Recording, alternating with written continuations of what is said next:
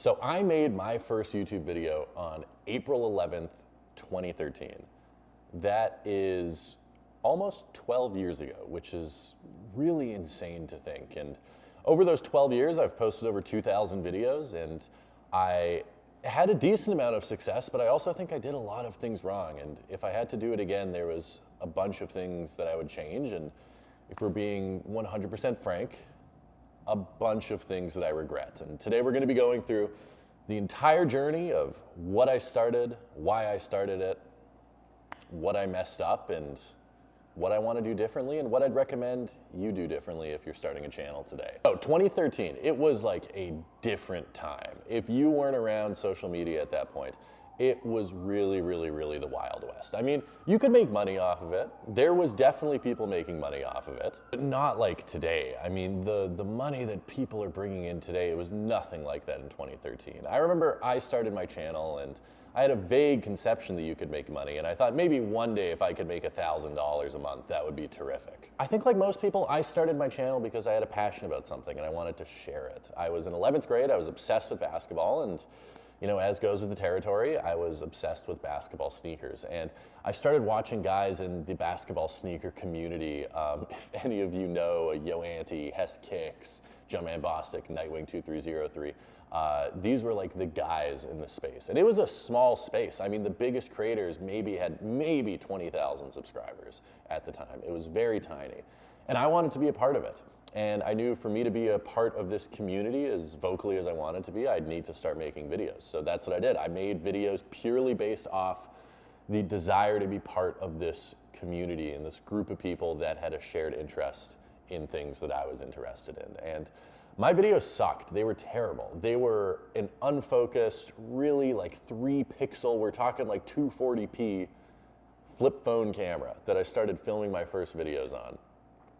And I would not recommend finding those. They're still up on YouTube if you can find them, but they were not good. But at the same time, it really didn't matter. I was making videos not to gain a large audience or not to make money. I was making videos because I had things to say and things I was passionate about and things I wanted to do and express my creativity. And that was really how I made videos for the first 2 or 3 years I was making YouTube videos. I would make videos that had, I mean, looking back on it, 0 chance of ever going viral or expanding my audience or getting into people's recommended feed. I would make these really like artsy videos of me wearing shoes with B-roll and like walking around, and it was a ton of fun to make, and I spent hours and hours and hours and hours editing them, and then they'd get, you know, like 1,500 views. And that's what I loved, because it wasn't about trying to make money or expand an audience. It was really because I was passionate about it. And I think probably around 2017, late 2016, about 3.5 years into making YouTube videos, I started to see the economic potential. I didn't go to university, and this is what I was doing full-time at that point, and I started to make a full-time living, a pretty solid full-time living, especially for being 19, 20 years old.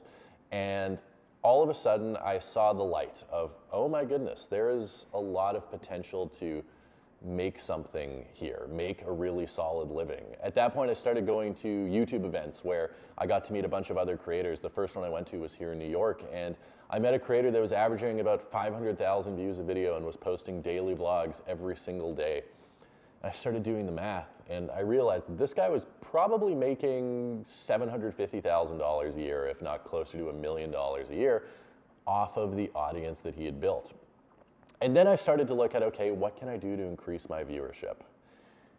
And I think this is where my content took a pivotal turn. Not all at once, but started to kind of slowly fall away from why I started, of having a passion, of being creative and talking to people, and fall more into trying to maximize my audience growth and how to make it a profitable career.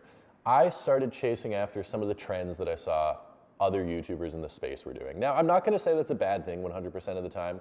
Your content needs to be widely palatable if you want to be successful, and seeing what other people are watching is a great way to figure out content that you could be making. But I think I started to take it a little overboard. I would choose videos that I really didn't have too much interest in just because I saw that other people were doing them and it was popular.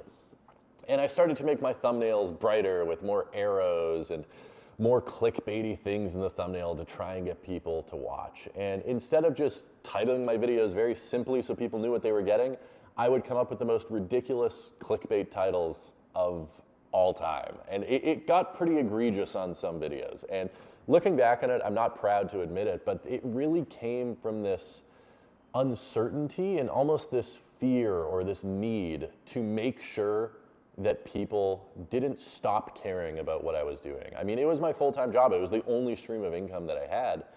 And with that comes a lot of pressure where you need to make sure that people care about what you're doing every single day. I was making daily vlogs, or very close to, probably 27 days a month I would post a video. And making sure that people care about what you're doing 27 days a month is easier said than done, especially when you're living in Winnipeg, Canada, which is where I was at the time, and there's not a ton to do there. You need to get creative with what you're doing, and unfortunately, instead of me getting creative with the content, I got creative with kind of cheap tricks of, okay, here's a great thumbnail I could do, or here's a great title I could do that would get people to click on it. And I'll be honest, probably by 2019, a lot of my videos didn't have the same passion or energy in them as my early videos did. I think the biggest thing that I did right making content is the things that made a genuine connection to my audience. In 2017, 2018, I had this big thing where basically every single day, even if it was 100 degrees outside in the summer, I would wear a Champion hoodie. And it became such a running joke with my audience that people would show up to events they knew I'd be at wearing Champion hoodies and get me to sign their Champion hoodies. And I never made a penny from it, probably should have got an endorsement from Champion. But at the time, it was a great, authentic way to build a connection with my audience. I genuinely liked wearing the hoodies, and they knew me by wearing those hoodies, and it was something that we could kind of bond over. There was no clickbait involved, there was no cheap tricks to gain views involved, and it was something that made people engaged. And I think that's something that, especially today, is just a necessity in content. But as I was saying, by 2019, sometimes I just didn't want to make a video.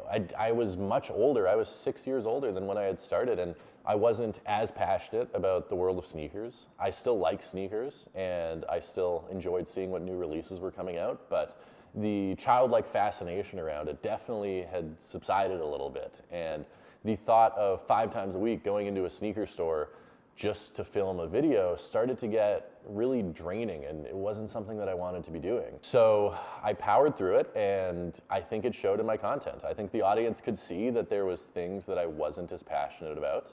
And because I wasn't as passionate about it, I put less effort into the videos. It was no longer a creative expression for me to do something really cool and then put it out there regardless of how many people watched it. It was really an attempt to get as many views as possible on that day's video because it was my full-time job and I wanted to make sure that I paid the bills. And that was kind of a compounding cycle where I cared about it less. So viewers could see that I cared about it less, so less people viewed, which made me more stressed out and made me want to care about the short-term views even more. And that made the videos even less authentic, and then the cycle repeated. I think if I had to go back and change one thing, I just would have not cared about what people wanted to watch, and I would have made things that I was genuinely passionate about. And who's to say where that would have taken my career on YouTube and where I'm at now in life with small screen? I think that's what I would have done.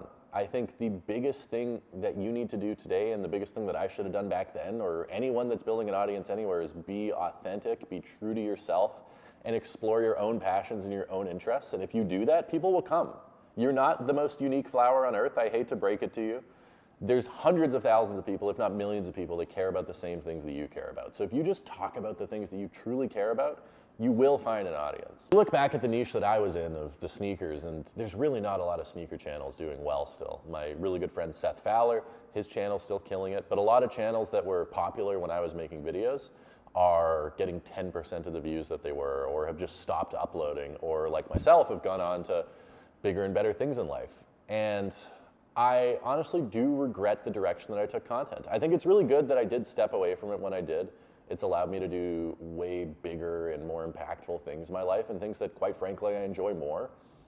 But coming back to content, I think it's more of a challenge to myself than anything else. If I get an audience off of this, perfect. That would be incredible, and I'd love to share with you guys what's going on in my life and anything I may be up to that I think is worth making a video. But really, for me, it's proving to myself that I can do it right, and I can do it the way I wish I would have done it in the past. Because it's not easy building an audience of 400,000 subscribers, especially when I did it in 2018, 2019 is when I hit 400,000 subscribers, I believe.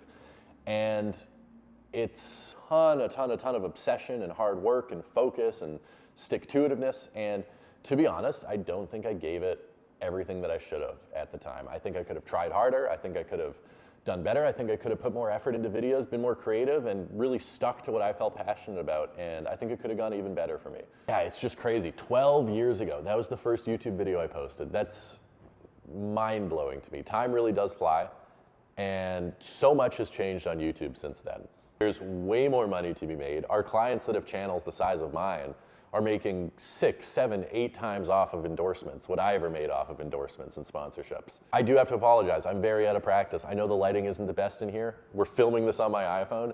This is gonna be something I need to get back into the flow of making these videos as good as possible. And I think my real goal is, I could care less if this channel makes money, like I said, but whatever money it does make, I'm going to be investing straight back into the channel, whether that's lights or a camera or a microphone or someone to help me edit or someone to help me content strategize. It's really just a fun project I have and something I want to share with you guys because I've learned a lot the past 3 years since I stopped making videos, and I have a ton that I want to share with you and anyone else that may end up clicking on these videos. I'm going to be trying to upload at least twice a month, every 2 weeks. Hopefully we can expand that to every week. Fingers crossed. That's going to take some ramping up to get to that point though. And at the end of the day, I don't really know what videos I'm going to be making here. It could be my favorite books that I've read. It could be something I learned in business. It could be taking you out into the city for a day because there's something really cool happening. I'm going to play around and see what inspires me and see what I feel the most creative with, and those are the videos I'm going to be making. So if you want to stick around, please hit that subscribe button, hit that like button. Those are obviously very, very important. And I appreciate every single one of you guys that has clicked on this video. I'm excited to see what happens here, and hopefully a lot of good things will come from it. So until next time, peace.